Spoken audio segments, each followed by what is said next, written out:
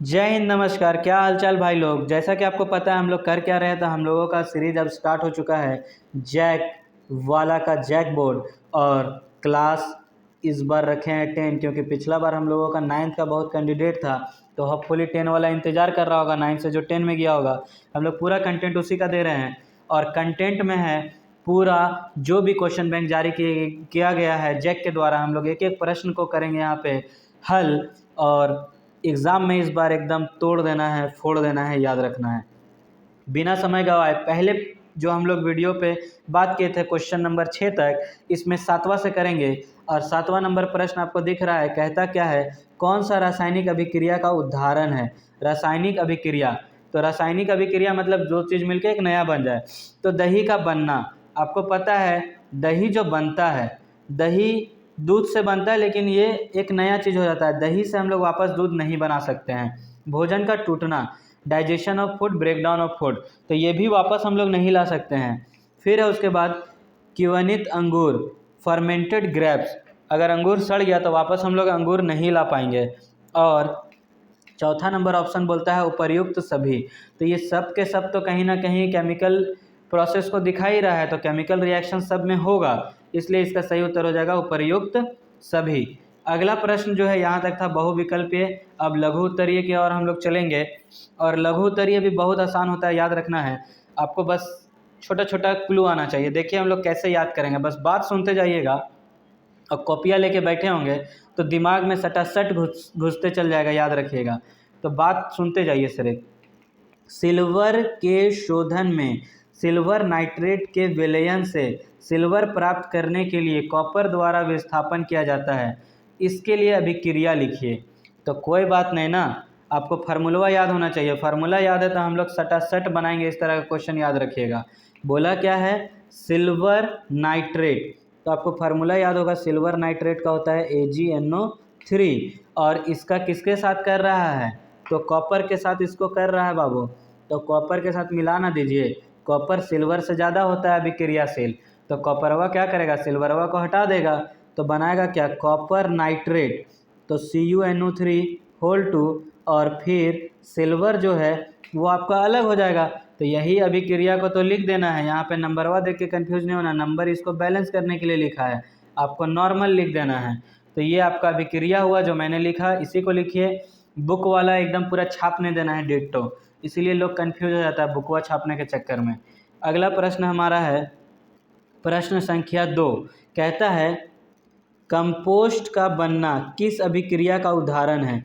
Formation of compost is example of which reaction. तो याद होगा आपका अभिक्रिया जो है, अभिक्रिया वो दो तरीके का होता है। एक को हम लोग बोलते हैं ऊष्माक्षेपी, जिसमें कि हम लोग बोलते हैं हीट जो है वो बाहर आएगा, प्लस होगा हीट, और एक में माइनस होता है हीट, जिसको बोलते हैं हम लोग इंडोथर्मिक, हीटवा देना पड़ता है, वो बाहर नहीं आएगा, हमको देंगे। तो यहाँ पे बोल रहा है कि जैसे ही हम लोग कंपोस्ट बनाते हैं तो खाद बनेगा, जब भी ना कंपोस्ट जब भी बनता है ना, तो याद रखिएगा वहाँ से हीट बाहर आता है, तो उसको बोलते हैं ऊष्माक्षेपी, एक्सोथर्मिक। अगला प्रश्न है लोह चूर्ण पर तनु हाइड्रोजन अम्ल डालने से क्या होगा।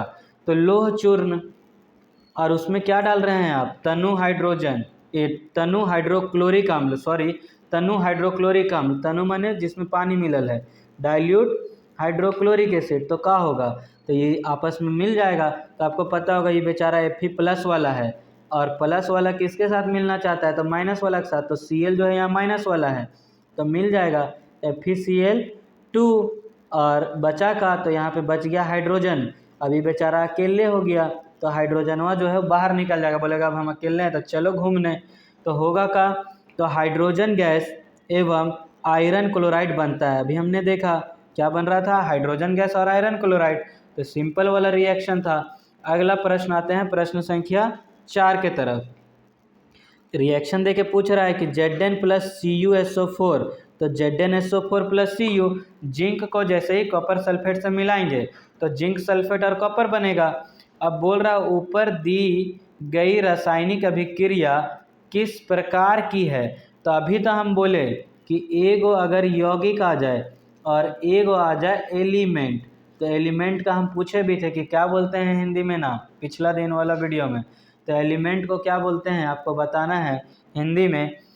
जैसे आपको पता होगा परमाणु हम लोग बोलते हैं किसको, तो परमाणु बोलते हैं हम लोग एटम को। एलिमेंट को बोलते, चलिए इस वीडियो में हम ही बता दें, एलिमेंट को हम लोग बोलते हैं क्या, तो एलिमेंट को बोलते हैं तत्व। तो एक यौगिक और एक तत्व हो तो वहाँ विस्थापन दिखेगा, तो बस सीधा मारिए विस्थापन और आगे बढ़ जाइए कि ये डिस्प्लेसमेंट रिएक्शन है। उसके बाद देखिए इस बार क्वेश्चन का एकदम पूरा फॉर्मेट है। अब है लघु उत्तरीय प्रश्न, वहाँ तक था दीर्घ लघु, अब यहाँ पे लघु उत्तरीय आएगा। लघु उत्तरीय प्रश्न का पहला प्रश्न आपका है क्या है, तो लोहे की वस्तु में हम पेंट क्यों करते हैं। तो बता ना दीजिए चाचा, ये घर वाला बात है ना, एकदम सीधा घरे वाला दिमाग में रखना है। कैसे घर वाला दिमाग में रखना है, तो लोहा है, मान लीजिए दरवाज़ा हम बनाए लोहा का और इसको पेंट कर दिए लाल लाल कि दिखे लगे कमाल। अब इसको अगर पेंट नहीं करते तो क्या होता, पेंट क्यों करते हैं, पेंट नहीं कीजिएगा तो इसमें जंग नहीं लग जाएगा, तो जंग से रोकने के लिए उसको पेंट करते हैं। तो यही वाला बतिया लिख देना है आंसर में हम लोगों को। कैसे, तो देखिए आप पढ़ भी देते हैं। लोहे की वस्तु हवा एवं नमी के संपर्क में आकर संरक्षित हो जाती है, अतः पेंट करने से लोहे की सतह हवा या नमी के प्रत्यक्ष संपर्क में नहीं रहती है, जिसके कारण संरक्षण नहीं हो पाता है। तो इतना जो है ये टेक्निकल बात लिखा है, हम लोग तो सीधा ना लिख देंगे कि उसमें जंग नहीं लगेगा, रस्टिंग नहीं होगा।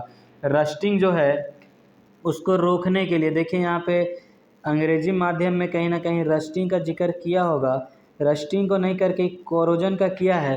तो याद रखिएगा कोरोजन तो हम लोग लोहा के अलावा बोलेंगे, चूँकि यहाँ लोहे बोल दिया है तो हम लोग रस्टिंग बोलेंगे, जंग से रोकने के लिए, जंग प्रतिरोध बनाने के लिए।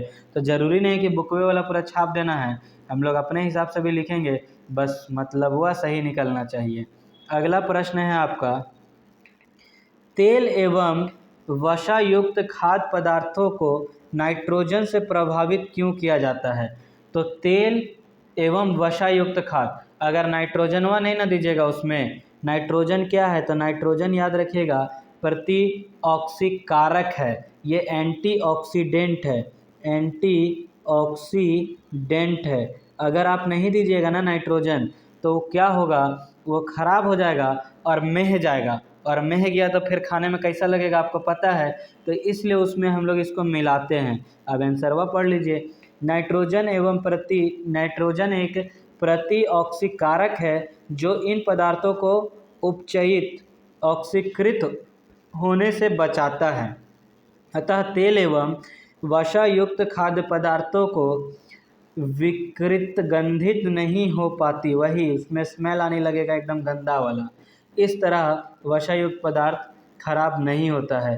तो यहाँ पे देखिए बीइंग ऑक्सीडाइज, उसको ऑक्सीडाइज करते हैं क्यों, क्योंकि नाइट्रोजन एक एंटीऑक्सीडेंट है और उससे वो खराब नहीं होगा, स्पॉइल नहीं होगा। तो जिसको हिंदी माध्यम में लिखना है वो भी लिख सकते हैं, जिसको इंग्लिश माध्यम में लिखना वो भी लिख सकते हैं। बस हम आपको छोटा छोटा क्लू बता रहे हैं जो आपको दिमाग में लेके जाना है एग्ज़ाम में, और बस वहाँ पे अपने से बना के लिख देना है, एकदम बुकवे वाला छाप के आना नहीं है। अगला प्रश्न हमारा है, अवक्षेपण अभिक्रिया से आप क्या समझते हैं, उदाहरण देकर समझाइए।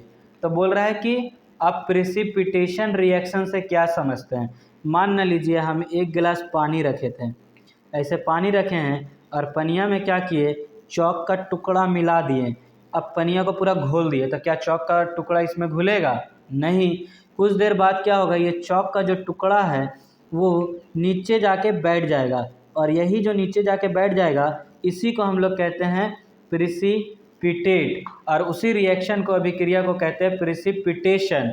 अब इसका एक उदाहरण, तो उदाहरण याद रखिएगा, द्वय विस्थापित जो अभिक्रिया होता है इसका बेहतरीन उदाहरण बनता है, तो आपको बस ले लेना उसी तरह का उदाहरण। देखिए यहाँ पे AgNO3 silver nitrate sodium chloride के साथ जैसे ही किया अभिक्रिया, तो यहाँ से आपको देखने को क्या मिला, तो अभिक्रिया से बना है AgCl और NaNO3 सोडियम नाइट्रेट। यही जो AgCl बना है ना बाबू, यही आपका सफ़ेद रंग का होता है जो कि नीचे जाके बैठ जाता है, इसीलिए इसको ऐसे डाउन एरो दिखाएं कि नीचे जाके ससुरा बैठ जाएगा, तो बैठा और यही कहलाया प्रेसिपिटेट। और थोड़ा पढ़ लीजिए इसका परिभाषा का दिया है।